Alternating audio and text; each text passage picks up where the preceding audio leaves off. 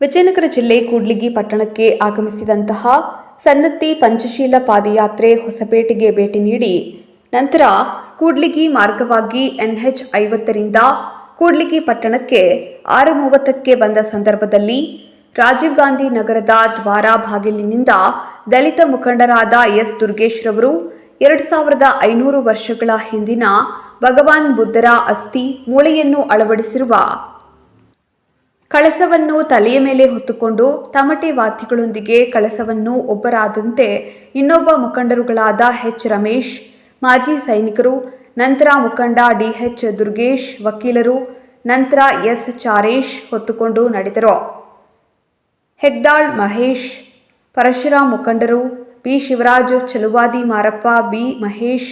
ಚಲವಾದಿ ಮಂಜುನಾಥ್ ಹಾಗೂ ಅಂಬೇಡ್ಕರ್ ನಗರದ ಯುವಕರುಗಳು ಮುಖಂಡರುಗಳು ಅದ್ದೂರಿಯಾಗಿ ಬುದ್ಧ ಅಂಬೇಡ್ಕರ್ ಅವರ ರಥವನ್ನು ಹಾಗೂ ಪಾದಯಾತ್ರೆ ಮೂಲಕ ಸಾಗಿ ಬಂದ ಸಂಚಾಲಕರುಗಳನ್ನು ಗೌರವಪೂರ್ವಕವಾಗಿ ಡಾಕ್ಟರ್ BR ಅಂಬೇಡ್ಕರ್ ನಗರಕ್ಕೆ ಸ್ವಾಗತಿಸಿಕೊಂಡರು. ಬುದ್ಧರವರು ವಿಶ್ವಶಾಂತಿಗಾಗಿ ಹಾಗೂ ಸನ್ನತಿಯ ಸಮಗ್ರ ಅಭಿವೃದ್ಧಿಗಾಗಿ ಆಗ್ರಹಿಸಿ ಹಾಗೂ ಬೌದ್ಧ ಸಮುದಾಯದ ವಿವಿಧ ಬೇಡಿಕೆಗಳ ಈಡೇರಿಕೆಗೆ ಒತ್ತಾಯಿಸಿ ಬೌದ್ಧ ಐತಿಹಾಸಿಕ ಕ್ಷೇತ್ರ ಸನ್ನತಿಯಿಂದ ಬೆಂಗಳೂರು ವಿಧಾನಸೌಧದವರೆಗೆ ಕರ್ನಾಟಕ ಬಿಕ್ಕು ಹಾಗೂ ಬಿಕ್ಕುಣಿ ಸಂಘ ಸನ್ನತಿ ಪಂಚಶೀಲ ಪಾದಯಾತ್ರೆ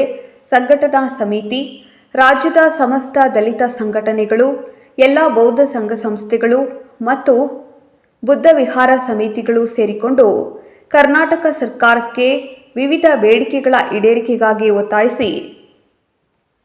ದಿನಾಂಕ 15/11/2024ರಿಂದ ಸನ್ನತಿಯಿಂದ ಪ್ರಾರಂಭವಾಗಿ ಸಾಗಿದ ಪಾದಯಾತ್ರೆ ಕೂಡ್ಲಿಗಿಗೆ ಸುಮಾರು 450 ಕಿಲೋಮೀಟರ್ ಪಾದಯಾತ್ರೆ ಮೂಲಕ ಸಾಗುತ್ತಾ ಹಲವು ಜಿಲ್ಲೆಗಳ ತಾಲೂಕುಗಳನ್ನು ಪಾದಯಾತ್ರೆಯೊಂದಿಗೆ ಭೇಟಿ ನೀಡುವುದರ ಮೂಲಕ 24/1/2025ರವರೆಗೆ ಸಾಗಿ ಸನ್ನತಿ ಪಂಚಶೀಲ ಪಾದಯಾತ್ರೆಯು ಕರ್ನಾಟಕದ ರಾಜಧಾನಿಯಾದ ಬೆಂಗಳೂರಿನಲ್ಲಿ ಮುಕ್ತಾಯಗೊಂಡು ಬೆಂಗಳೂರಿನ ಫ್ರೀಡಂ ಪಾರ್ಕ್ನಲ್ಲಿ ವಿವಿಧ ಬೇಡಿಕೆಗಳ ಒತ್ತಾಯದ ಕುರಿತು ಕರ್ನಾಟಕ ಬಿಕ್ಕು ಹಾಗೂ ಬಿಕ್ಕುಣಿ ಸಂಘ, ವಿವಿಧ ದಲಿತಪರ ಸಂಘಟನೆಗಳು ಒಗ್ಗೂಡಿ ಸರ್ಕಾರ ಈ ಕಾರ್ಯಕ್ರಮ ನಡೆಯುವುದರ ಮೂಲಕ ಶಾಂತಿಯುತವಾಗಿ ಮನವಿ ಮಾಡಲಾಗುವುದು ಎಂದು ತಿಳಿಸಿದರು.